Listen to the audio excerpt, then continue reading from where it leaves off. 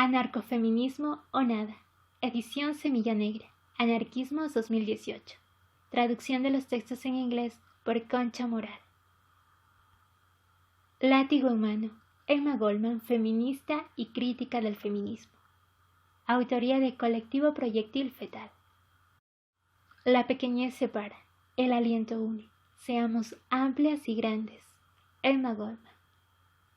La vieja y querida Emma Goldman, a lo largo de su extensa y prolífica carrera dentro del movimiento anarquista del siglo XX, ha producido gran cantidad de textos políticos, a los cuales los activistas vuelven con mucha menor asiduidad con la que visitan a otros pensadores sácratas.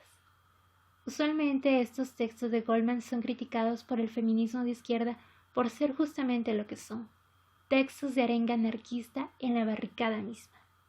Proyectil Fetal toma el pensamiento de Emma Goldman no acríticamente cual gospel libertario, sino para hacerlo vivir en su discusión hoy y para rescatar la capacidad especial de Emma de meter el dedo allí en la llaga misma del feminismo mainstream de su época y al mismo tiempo de oponerse a las prácticas de sus propios compañeros de militancia del movimiento anarquista látigo en mano.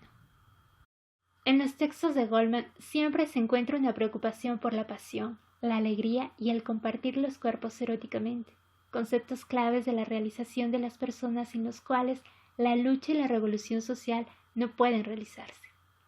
Aún hoy estas nociones, que en sí mismas y para su época son de una innovación y radicalidad sin precedentes, superan ampliamente las conceptualizaciones habituales sobre el amor libre anarquista, que no llegan a traspasar el límite de formar pareja, pero sin contrato legal. Ahora bien, las nociones más brillantes del pensamiento y acción de Goldman se ven opacadas en una maraña de ideas, a veces un poco baladí sobre el rol de la mujer. Es menester encontrar incluso en esos párrafos saturados de romanticismo las figuras de pensamiento que anticiparon conceptos que al feminismo de la segunda ola hizo propios, como la doble jornada que explicaremos más adelante, o su crítica profunda y audaz al primer feminismo, al feminismo sufragista, que devendrá como feminismo de la igualdad para devolverle a Goldman su interés por el pensamiento de emancipación de las mujeres. Incluso más, muchas veces Emma Goldman es incorrectamente interpretada por el propio movimiento anarquista, cuando toma su crítica cabal al feminismo más popular de su época, anteriormente mencionado, como una crítica a todo el movimiento de emancipación de la mujer al cual tildan de burgués. Nota de la autora. También es usual ver esta interpretación, en nuestra opinión incorrecta, en los trabajos que la academia produce en torno a la temática anarquista de género, que soslaya que el anarquismo afortunadamente carece de doctrina o libro canónico unificado y por ende no es antifeminista o contrafeminista per se, como algunas teóricas quieren convenientemente para sí mismas hacer ver, tan solo basándose en alguna opinión poco feliz de alguno de los muchísimos pensadores anarquistas que reflexionaron en torno a la cuestión de la mujer. Fin de la nota de la autora. Una de las afirmaciones más lúcidas que se puede leer en los textos de Goldman es justamente que no hay un solo feminismo, sino muchos, y no todos tienen el valor y el coraje para cambiar profundamente las estructuras de poder y dominación que habitan en los corazones, incluso de las mujeres. Por ejemplo, en el texto titulado La tragedia de la emancipación de la mujer, de 1911, ella afirma y visibiliza un eje fundamental del pensamiento anarco-queer, a saber que el derecho al voto o a la igualdad de derechos civiles pueden ser buenos reclamos, pero la verdadera emancipación no empieza ni en las cortes ni en las urnas, comienza en el alma de la mujer. Fin de la cita.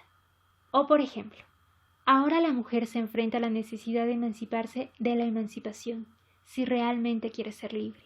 ¿Qué ha logrado con su emancipación? Sufragio universal en algunas regiones. ¿Purificó eso nuestra vida política como predijeron muchos bien intencionados defensores? Ciertamente no. Fin de la cita. Es usual que frases como estas sean entendidas en desmedro de todos los feminismos a los que se clasifica en bloque como burgueses o reformistas, y hasta peligrosos para la finalidad de la emancipación de toda la humanidad. Por el contrario, sostenemos que afirmaciones como esta y otras, como por ejemplo, tendrá la emancipación que deshacerse de la absurda noción del dualismo de los sexos o del que el varón y la mujer son mundos antagónicos. Fin de la cita. Estas afirmaciones predicen la lucha que hoy encara cierto activismo anarcoqueer contra el dualismo de los géneros y el separatismo de los sexos. Asimismo, otro de los grandes momentos de este texto advierte sobre dos cuestiones fundamentales, una de pura cepa anarquista, la abolición de toda forma de trabajo asalariado, y la otra del feminismo más contemporáneo, la doble jornada laboral, que puede ser entendida como las tareas domésticas obviamente no remuneradas e invisibilizadas que las mujeres realizamos en nuestros hogares tras retornar a la paz, a la entre comillas paz, después de un largo y agotador día de trabajo a la par del varón, tareas que como si fuera poco se suponen como naturales y propias de las mujeres, y que solo son superadas en el caso de las que pueden pagarlo mediante la explotación de otra mujer, empleada doméstica también conocida como mucama, sirvienta o simplemente como la chica que ayuda en el hogar, para que la mujer emancipada económicamente pueda realizarse en su vida profesional y cuya culpa algunas entre comillas feministas de hoy lavan sacando breves columnas editoriales que critican la ley de trabajo doméstico para estas empleadas en el territorio argentino. Nota de la autora. Al respecto tenemos otra cita de Emma Goldman que dice: y todas aquellas que alcancen la deseada igualdad y generalmente lo hacen a expensas de su bienestar físico y psíquico. Y para la gran parte de la masa de mujeres trabajadores, ¿cuánta independencia se gana si la estrechez y la falta de libertad del hogar es reemplazada por la estrechez y falta de libertad de la fábrica, las tiendas o la oficina? Más aún después de un duro día de trabajo está la carga de ocuparse de un hogar dulce hogar, frío, atemorizador, desordenado, poco acogedor, gloriosa independencia. No es sorprendente las cientos de jóvenes dispuestas a aceptar la primera oferta de matrimonio, hartas y cansadas de su entre comillas independencia detrás de un mostrador, una máquina de coser o de escribir. Fin de la cita. Fin de la nota de la autora. La bella indignación anarquista de Emma Goldman no solamente plantea la doble jornada laboral como consecuencia inevitable en el actual ordenamiento económico, político y en otros que conservan el Estado como forma de transición de la emancipación sufragista de la mujer, sino también desenmascara el doble discurso y la hipocresía de buena parte de los feminismos que derivan de sus hermanas sufragistas, que basan su realización en la explotación de otra mujer, como dijimos antes. Nota de la autora. Otra cita de Goldman al respecto. Cada movimiento que tiene por objetivo la destrucción de las instituciones existentes y su reemplazo con algo más avanzado, más perfecto, tiene sus seguidoras y seguidores, que en teoría sostienen las ideas más radicales, pero quienes, sin embargo, en sus prácticas diarias, son como el filisteo promedio fingiendo respetabilidad y pidiendo a gritos que sus enemigos les consideren con respeto.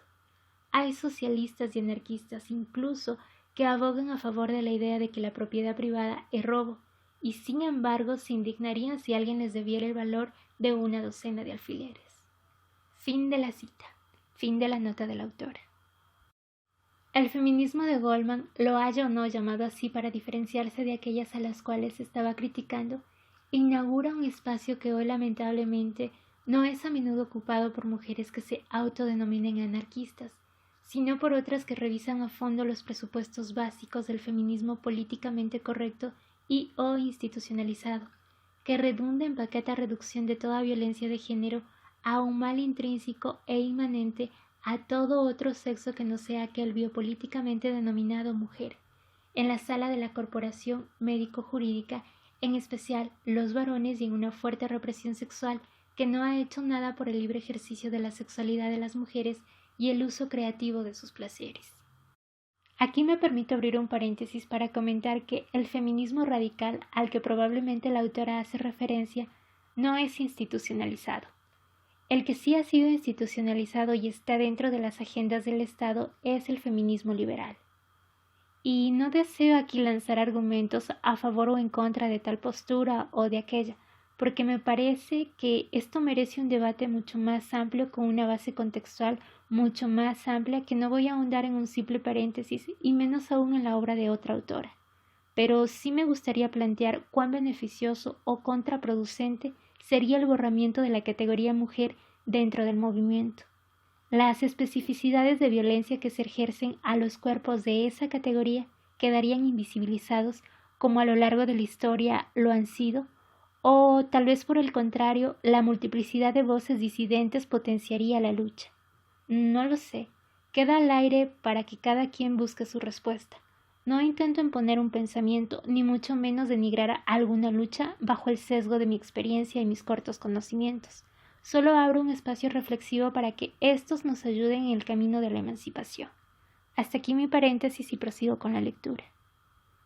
La autora continúa con una pregunta que dice: ¿qué pasó en el seno mismo del anarquismo más difundido cuando seguimos repitiendo conceptos como que la abolición de todas las inequidades de género será obtenida únicamente tras la revolución social, y que hoy por hoy la lucha por la emancipación radical y total de las mujeres y de toda expresión de género subalterna no tiene sentido, puesto que somos todos iguales para la anarquía? Esta unidad se torna falsa y peligrosamente cercana a la cuestión principal y secundaria que afirma el marxismo, porque no se unen las individualidades realmente en el aliento por el cual abogaba Goldman, sino que muestra la negativa de muchos a deshacerse de sus privilegios de género-sexo para lograr devenir realmente libres e iguales. Cerremos simplemente con otras destacadas palabras de Goldman que también son aplicables a nuestro anarquismo local, no para considerarlo torpemente misógino como hace el feminismo de la izquierda partidaria para captar adeptas a su secta, y el progresista para justificar su reformismo, sino para hacerlo crecer y dar el famoso paso adelante que se propone en esta misma frase. Dice: ciertamente el movimiento por los derechos de la mujer ha roto muchas cadenas, pero también ha forjado nuevas. Necesitamos deshacernos de nuestras viejas tradiciones y hábitos. El movimiento de la mujer solo ha dado el primer paso. Esperemos que junte coraje para dar el próximo. La mujer debe aprender esa lección y ser consciente de que su libertad llegará tan lejos como llegue su capacidad para lograrla. De allí que es más importante que ella comience con su regeneración interior para liberarse del peso de los prejuicios, las tradiciones y las costumbres. Fin de la cita. Sí, Emma, esperamos y hacemos al mismo tiempo.